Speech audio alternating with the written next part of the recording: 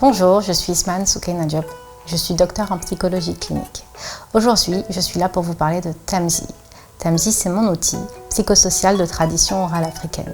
Ça s'appelle Tamzi parce que c'est pour Tales in African Mythology Psychotherapy. Tamzi se présente sous cette forme, dans ces pochettes-là.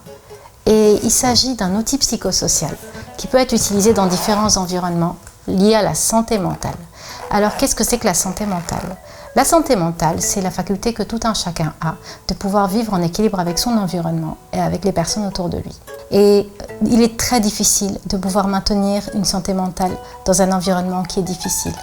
Et en Afrique de l'Ouest, nous faisons face régulièrement à des difficultés à tous les niveaux, social, culturel, traditionnel, par rapport à l'implantation de dispositifs de santé mentale qui fonctionnent, parce que différents dispositifs ont été importés d'autres pays, d'autres situations et ne sont pas forcément adaptés à notre cadre de vie ni aux croyances des individus. Et Tamzi est un outil qui a été développé pour faire face à cela justement. Comment se présente Tamzi ? Alors, dans cette pochette, vous avez un manuel d'utilisation qui peut être utilisé pour les travailleurs sociaux et pour les personnes qui travaillent dans les structures de santé sociale. Comment les travailleurs sociaux peuvent utiliser Tamzi ? Lorsque des personnes sont indiquées pour des troubles de santé mentale par des psychiatres ou par des personnes qui sont dans le milieu de la santé mentale comme des médecins, des neurologues, eh bien ces personnes-là souvent ont du mal à pouvoir mettre en place ce suivi. Les travailleurs sociaux peuvent utiliser Tamzi de manière à la fois individuelle et en groupe pour pouvoir permettre à ces personnes de discuter de leur mal-être et pour pouvoir permettre à ces personnes de comprendre pourquoi il est impératif et nécessaire de continuer le suivi psychopathologique avec leur référent en santé mentale. Alors je vais vous montrer des images qui tout ensemble forment un conte. Et ensuite, vous allez regarder chacune de ces images et vous discuterez avec moi de ce que vous pensez de ce conte, de ce que vous pensez de chacune des images. Et n'oubliez pas, il n'y a pas de bonne ou de mauvaise réponse. Chacun peut dire ce qui lui vient à l'esprit. Alors Nafi, que vois-tu sur cette image ? D'accord, je vois un arbre à palabres avec plusieurs personnes en dessous de cet arbre qui semblent discuter d'un sujet grave. On voit même une personne la bouche ouverte, la main sur la tête, une autre qui pointe quelqu'un d'autre. Et on voit en marge juste un peu décalée, on voit une dame enceinte assise sur un banc et qui semble les observer. Merci. Et ici, que voyez-vous ? Ici, je vois un mur avec des fissures, des calebasses vides. Je vois une mère qui tient son enfant. On pourrait penser qu'elle joue avec son enfant, mais son visage est assez... c'est pas un visage de quelqu'un qui sourit, en fait. Elle ne sourit pas. On ne sait pas trop si elle est juste impassible ou si elle est triste. La fenêtre est fermée. Voilà ce que je vois. Et ici ? Ok, je vois donc une reine.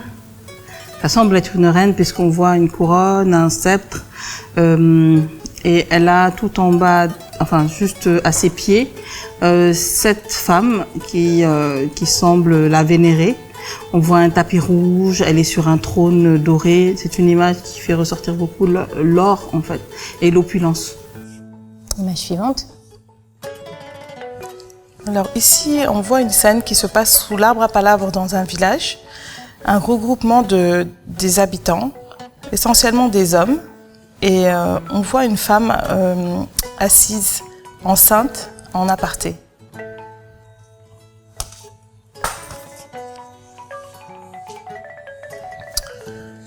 Alors je vois une maman et son bébé dans leur hutte ou case, habitat, avec des calebasses vides et des murs fissurés. Il semble traverser une période difficile. On voit la reine d'un village avec ses 7 sujets à ses pieds, toutes parées d'or et sur un tapis rouge. Au loin, on voit un village. Donc, cette scène est très différente des autres qu'on a vues depuis le début qui reflétaient plutôt de la pauvreté. Merci beaucoup. Tamzi s'utilise sous la forme de groupes de parole ou de conversations. Grâce à ce manuel, le travailleur social peut savoir tout ce qu'il peut avoir besoin d'utiliser et comment utiliser ce matériel au meilleur de ses capacités. Pour les psychologues, les psychiatres et toutes les personnes travaillant dans le monde de la psychothérapie, Tamzi peut également être utilisé avec le manuel d'utilisation lié à la pratique en psychothérapie. Et de cette manière, le professionnel de la santé mentale peut utiliser ces différents contes en échangeant avec ses patients sur les différentes images. Et à chaque fois qu'il montre une image à des patients, eh bien, les personnes peuvent exprimer leurs ressentis, peuvent dire ce qu'ils pensent. Et de cette manière, la conversation est plus libre. Pourquoi Tamzi est très intéressant pour nous en Afrique, et particulièrement pour toutes les cultures de tradition orale, même hors de l'Afrique? C'est parce que le contenu exposé dans le cadre de Tamzi fait appel à des connaissances que nous avons déjà sur des contes que nous connaissons, sur des contes que nous avons déjà entendus étant enfants, adolescents. Et lorsque nous abordons ces contes en psychothérapie ou alors en psychoéducation, quand il s'agit de travailleurs sociaux, eh bien, les personnes qui les entendent, cela fait référence à des éléments du contenu qu'ils connaissent déjà, à des choses qu'ils ont déjà vues, et cela leur permet de pouvoir s'exprimer plus librement par rapport à ce conte.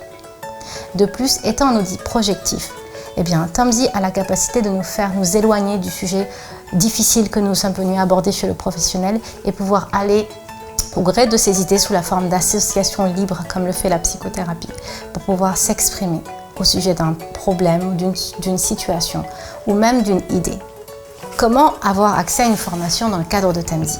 Alors, nous organisons des formations qui sont différentes en fonction du statut de la personne qui souhaite être formée. C'est-à-dire que les travailleurs sociaux ont accès à une version de Tamzi qui est en psychoéducation et donc en guidance pour les personnes qui sont dans le cadre de la santé mentale liée à une pathologie particulière.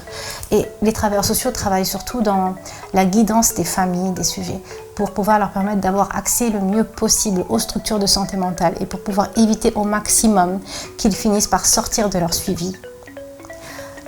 Pour les psychologues cliniciens, les psychiatres, une version de Tamzi vient avec une formation qui leur permet de pouvoir explorer le contenu de ces contes, de pouvoir explorer les images, de pouvoir comprendre à quoi est-ce que ces images font référence dans l'imaginaire de leurs patients.